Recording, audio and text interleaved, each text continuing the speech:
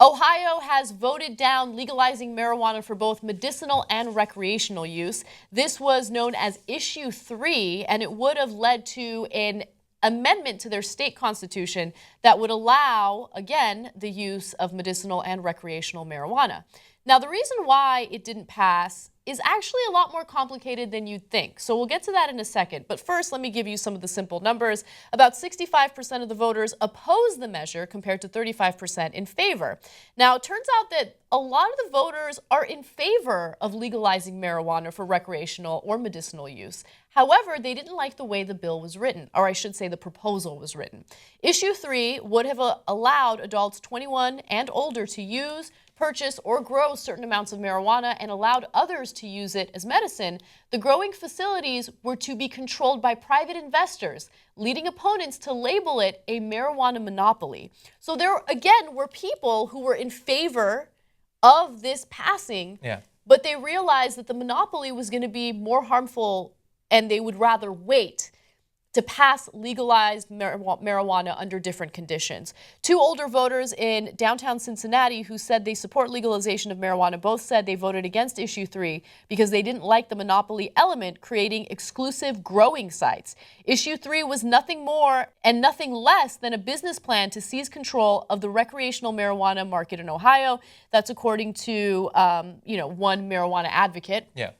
He continues to say, Issue 3 was designed and built primarily to garner massive and exclusive profits for a small group of self-selected wealthy investors. Now, this is going to be an issue in many other states. And so the entire country was actually looking to this particular issue, proposal in Ohio to see how it turns out. Because you legalize something like marijuana that many Americans are interested in, there's a huge business opportunity there. So, of course, people are going to want to create, or at least private interests are going to want to create a monopoly there to profit as much as possible. I get what the big donors, the big interests are trying to do here, but it seems like it's odd that on the side of the pro-actual legalization without the monopoly part, they're willing to be patient and wait another election cycle perhaps to get it finally passed, and the businesses are being so stupidly impatient that they're not willing to simply allow a bunch of marijuana manufacturers to grow,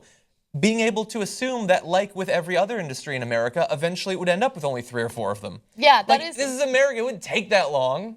It wouldn't take that long. 10 would be amazing. I wish there were 10 big cable companies, 10 big cell phone providers. We don't have 10 of a lot of things in America. And I mean, you already know what the consequences of a monopoly would be, right? You don't need me to explain it to you. But right now, the cost of marijuana in states where it's legal for either medicinal use or recreational use, very, very low prices. How do you know that? I live in California, and I am... So you talk to Jimmy Dore. I talked to Jimmy Dore about his experiences with purchasing and utilizing this. Utilizing this it, putting herb. it in the body, and then it comes out of the body. Yeah, and so I don't know. It's hard to say. I don't follow Ohio politics to the level to understand if there might be an element of trying to sink it by getting this language in, or if it is simply that the big economic interests so desperately wanted this monopoly that they're willing to jeopardize their chances of actually getting it passed. It seems more like that, but especially as we've seen more and more states legalize it. I think 5 currently have it legal. I'm talking about recreationally, let alone medicinally and all that, like California.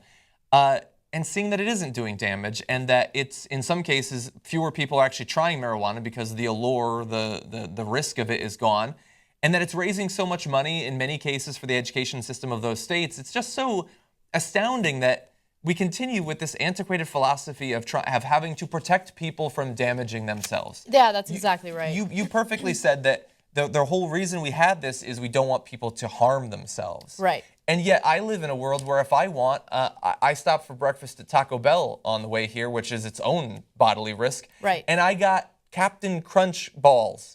I could have eaten 100 of them, and it would have been totally legal to sell it to me. Taco Bell has Captain Crunch balls. Captain Crunch little balls filled up with Captain Crunchy goodness. You like balls in the morning? Totally legal. If they're the captains, I'm down. I could eat 1,000 of them if I want. I could take gasoline and I could just in your mouth. I could huff it for hours. I could drink bleach.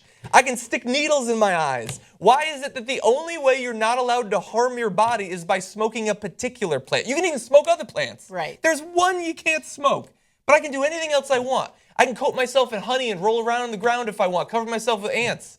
You can destroy your life. You just can't smoke marijuana. This country doesn't make any sense. What I like about this segment is all the creative ways in which John would harm himself. I have to restrain myself at all times to not just run this along my hand and watch the blood flow.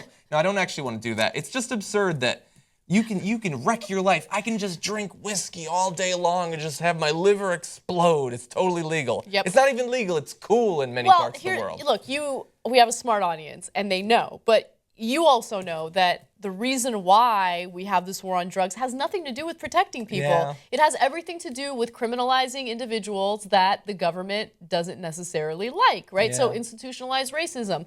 The whole reason why we started this war on marijuana specifically is because we didn't want Mexicans in the country. And Mexicans were smoking weed, and we're like, how do we get rid of them? Okay, let's criminalize marijuana. Don't believe me? Great documentary, House I Live In. Check it out. Talks about how, one of the best documentaries I've seen, why was opium made illegal in the country? Why was marijuana made illegal in the country? It has a lot to do with immigration in the United States. And so that's what it's really about. No, not really. Thank God, because I love Mexicans. So. And weed. Those are your two favorite things. God damn it, why is only one legal?